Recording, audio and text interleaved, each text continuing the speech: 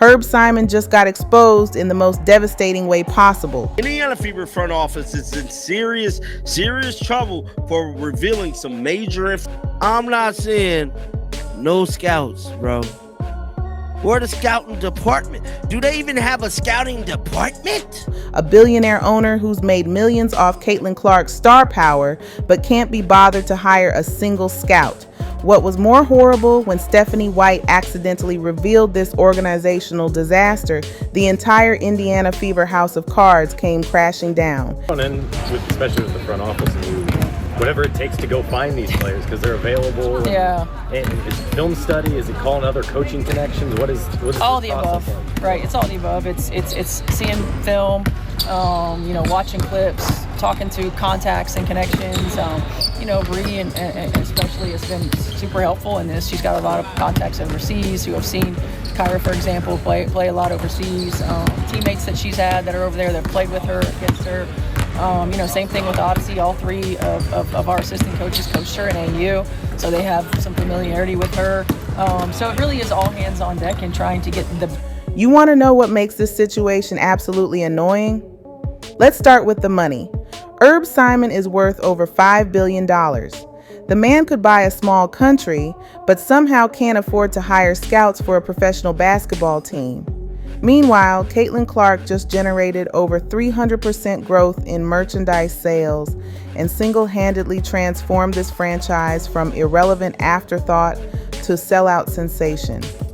Had Kyra been on your radar previously? Like, had she been a name that came up earlier in this process? No. Caitlyn Clark is missing, and that is showing, and I think everybody is missing her, including myself. She has carved out this really big niche in the WNBA. A lot of fans have come to see her, and she unfortunately has just been plagued with injury after injury, and the Indiana Fever have had to try to tread water or keep afloat, and fans are trying not to lose hope until and if she returns, because Caitlyn Clark is the reason that a lot of people, myself included, are just so drawn to the WNBA, so drawn to her play style.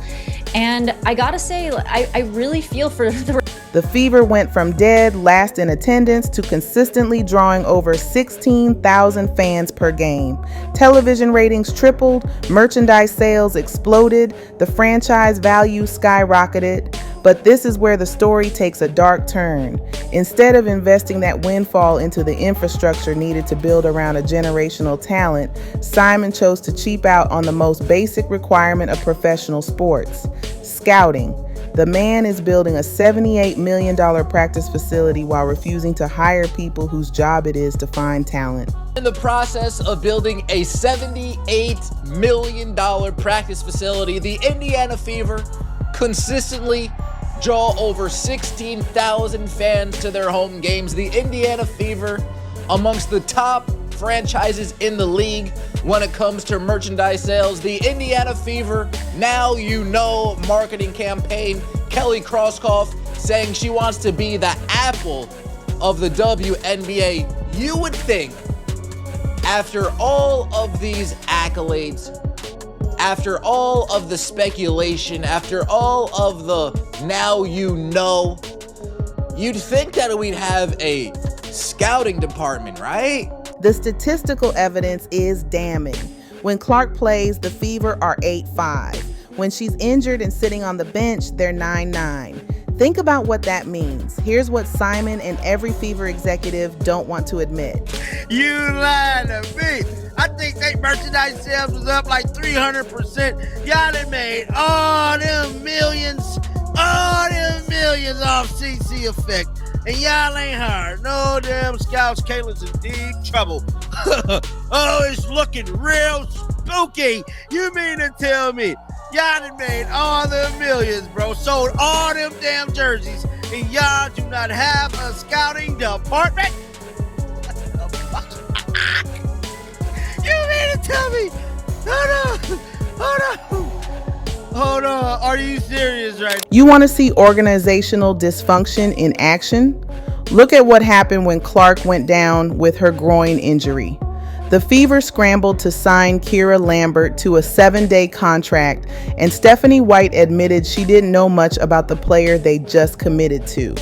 The coaching situation under Stephanie White has become its own disaster. This Lambert chick, man.